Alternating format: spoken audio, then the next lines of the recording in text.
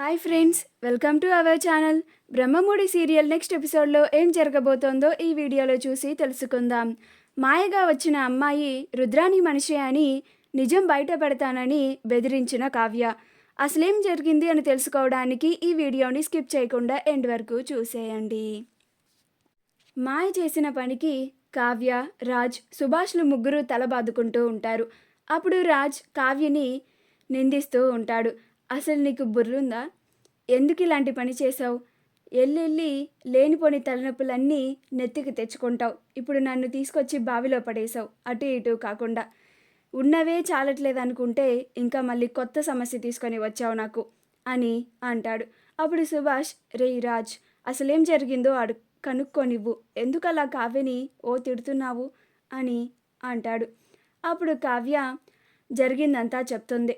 అది విని సుభాష్, పాపం కావ్యనని ఏం లాభం రా, ఆ అమ్మాయి కావ్యని మోసం చేసింది, దానికి కావ్య ఏం తప్పు చేసింది, మనం కావ్యని అని ఏం లాభం అని అంటాడు.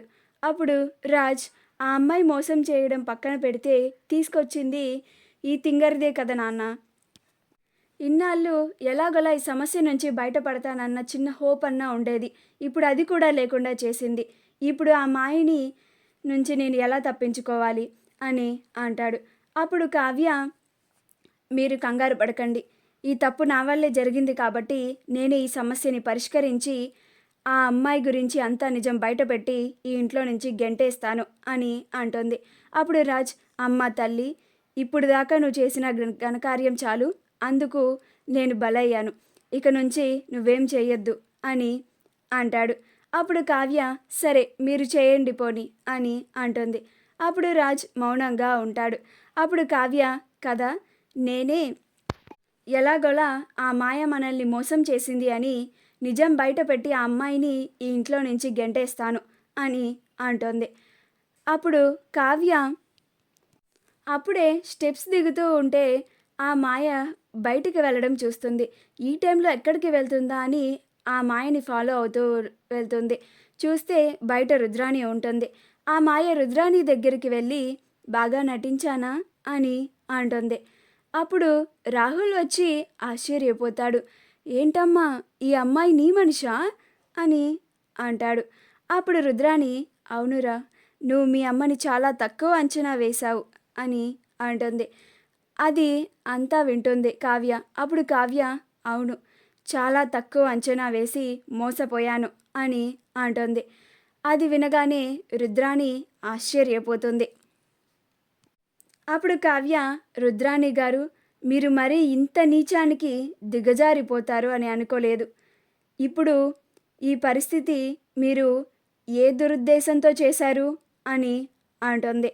అప్పుడు ఆ రుద్రాణి, అప్పుడు మాయ, నేనే జీవితాంతం లగ్జరీగా బతకాలంటే ఈ పని చేయాలి కదా, అందుకని ఇలా చేయడానికి ఒప్పుకున్నాను అని అంటుంది. అప్పుడు కావ్య, నువ్వాపవే మాయలాడి అని అంటుంది.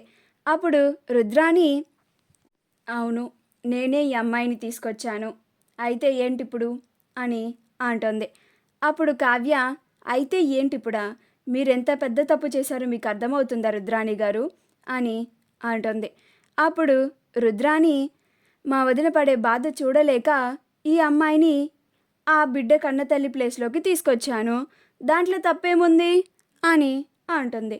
మా వీడియో కనుక మీకు నచ్చినట్లయితే లైక్ చేయండి, షేర్ చేయండి, మా ఛానల్ని సబ్స్క్రైబ్ చేసుకోండి, పక్కనే ఉన్న బెల్ ఐకాన్ని క్లిక్ చేయడం మాత్రం మర్చిపోకండి.